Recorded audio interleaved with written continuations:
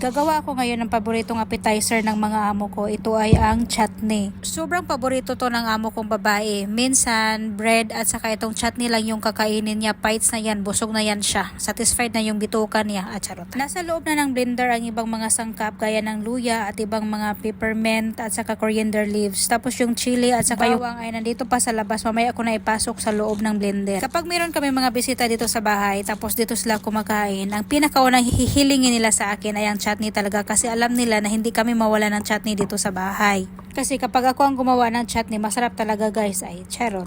Basta masarap talaga kapag ako ang gumawa ng chutney kasi hindi ko yan titipirin. Damihan ko talaga yan ng sili kasi sobrang sarap naman kapag maanghang siya. Kasi alam niyo naman, hindi ako kumakain ng maanghang kaya damihan ko yan. Oh, charot. Peppermint leaves, coriander leaves, bawang, luya at sili lang yung nilagay ko dito. Tapos kalahating baso na tubig. Tapos lagyan ko pa ng chili flakes, asin, tapos lemon juice. Tapos i-blend mo ulit hanggang sa mahalo talaga sila lahat. As in guys, sobrang sarap nito. Amoy pa lang, sobrang sarap guys, kaso hindi naman ito pwede sa akin kasi sobrang anghang at saka maasim na ito sa kaluluwa ko. Perfect talaga daw kapag ako ang gumawa nito, sabi ng mga amo ko, pati mga bisita namin, masarap talaga daw, pero ako hindi ako pwedeng kumakain nito kasi may ulcer ako. Kaya ba kayo kapag mga may boyfriend kayo, mga pakisani, hala, gawa nyo ng ganito para masaya sila. Wow! Pagkatapos mo malipat itong chutney sa container, meron pa yan siyang mga tira-tira. Kaya lagyan mo ng isang yogurt, tapos i-blend mo ulit at maging raita na yan. Paborito din yan nila. Yung amo kong babae, higupon talaga niya yan ba kasi masarap daw. Pero yung alaga ko, halo niya yan sa kanin. At yan lang guys. Thank you for watching. Bye-bye. God bless everyone.